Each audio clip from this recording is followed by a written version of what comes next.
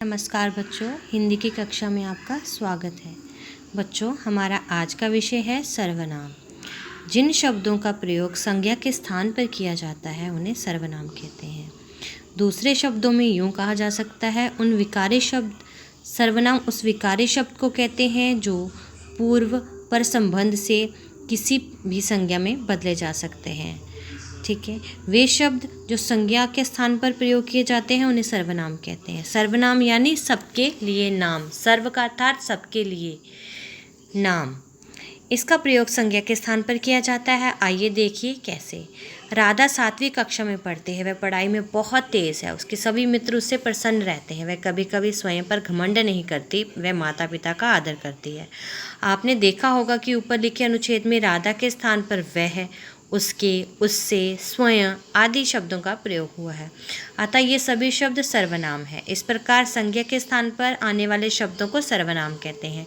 कुछ सर्वनाम शब्द जैसे कि मैं, तुम, वह, आप, कोई, ये, वह, हम, तुम, कौन, क्या, जो, सो, उसका आदि हैं।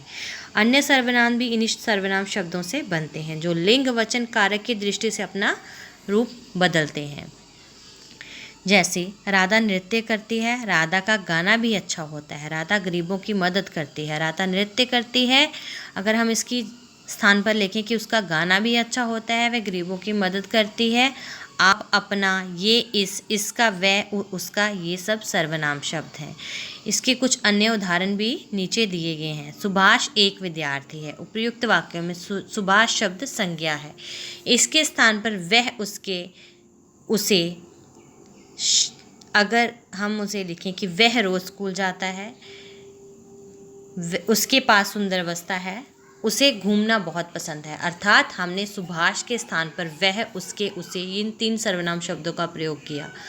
ये जो शब्द हैं ये सर्वनाम शब्द कहलाते हैं। सर्वनाम के भेद। चलिए हम सर्वनाम के भेद पढ़ते हैं। सर्वनाम के 6 भेद होते हैं। सबसे पहले पुरुषवाचक सर्वनाम, निश्चयवाचक सर्वनाम, अनिश्चयवाचक सर्वनाम, संबंधवाचक सर्वनाम, प्रश्नवाचक सर्वनाम और निजवाचक सर्वनाम। सर्वप्रथम हम पुरुषवाचक सर्वनाम के बारे में पढ़ते हैं। जिन सर्वनाम शब्दों से किसी व्यक्ति का बोध होता है उसे पुरुषवाचक सर्वनाम कहते हैं। अर्थात दूसरे शब्दों में यूँ कहा जा सकता है कि वे शब्द जो बोलने वाले, सुनने वाले या जिसकी बात की जा रही है उसके विषय के लिए प्रयोग किए जाते हैं, सर्वनाम पुरुषवाचक सर्वनाम कहलाते हैं। पुरुषवाचक सर्वनाम 3 प्रकार के होते हैं। सबसे उत्तमवाचक, मध्यम और अन्य। उत्तमवाचक सर्वनाम शब्द बोलने वाला, वह सर्वनाम शब्द जो बोलने वाला अपने लिए प्रयोग करता है उसे पुरुषवाचक सर्वनाम कहते हैं। जैसे कि मैं स्कूल जाऊंगा, मैंने ये कविता लिखी, मैंने खाना खाया, हम सब भारतवासी हैं। मतलब ये शब्द जो है वो बोलने वाला अपने लिए प्रयोग कर रहा है। मध्यम, जिन सर्वनाम का प्रयोग सुनने वाले के लिए किया जाता है, जैसे तुमने अपना कार्य किया, तुम सो जाओ, तुम्हारे पिताजी क्या करते हैं। अर्थात वे सर्वनाम शब्द जो सुनने वालों के लिए प्रयोग किए जाते हैं। और तीसरा है अन्य पुरुषवाचक सर्वनाम। जिन सर्वनाम शब्दों का प्रयोग किसी अन्य व्यक्ति किया जाता है उसे अन्य पुरुषवाचक सर्वनाम कहते हैं। अर्थात वे शब्द जो बोलने वाला और सुनने वाले के अलावा जिसकी बात की जा रही है उसके लिए प्रयोग किए जाते हैं, उन्हें अन्य पुरुषवाचक कहा जाता है। जैसे वह मैच खेलेंगे, नहीं खेलेंगे। अर्थात जिन के बारे में, किसी और के बारे में हम बात करें कि वह मैच नहीं खेलेगा। तो चलिए दूसरा है आपका निश्चयवाचक सर्वनाम।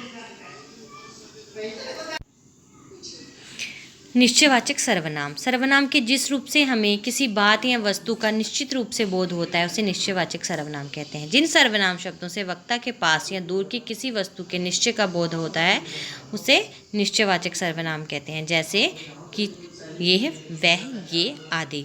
तनुज का छोटा भाई आया है, ये बहुत समझदार है। उपयुक्त वाक्यों में यह और वह किसी व्यक्ति का निश्चयपूर्वक बोध कराते हैं। अनिश्चयवाचक सर्वनाम,